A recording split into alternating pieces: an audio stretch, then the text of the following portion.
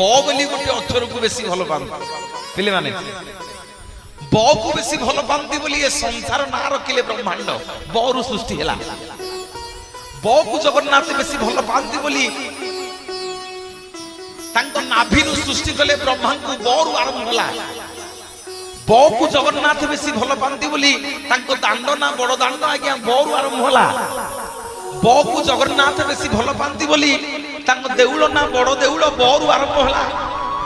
ବକୁ ଜଗନ୍ନାଥ ବେଶୀ ଭଲ ପାଆନ୍ତି ବୋଲି ତାଙ୍କ ପାହାଚ ନା 22 ପାହାଚ ବରୁ ଆରମ୍ଭ ହେଲା। ବକୁ ଜଗନ୍ନାଥ ବେଶୀ ଭଲ ପାଆନ୍ତି ବୋଲି ତାଙ୍କ ବଡ ଭାଇ ନା ଆଜ୍ଞା ବଳଭଦ୍ର ବରୁ ଆରମ୍ଭ ହେଲା। ବକୁ ବେଶୀ ଜଗନ୍ନାଥ ବେଶୀ ଭଲ ପାଆନ୍ତି ବୋଲି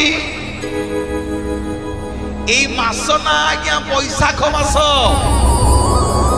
যে মাসে আপন মানে মন্দির প্রতি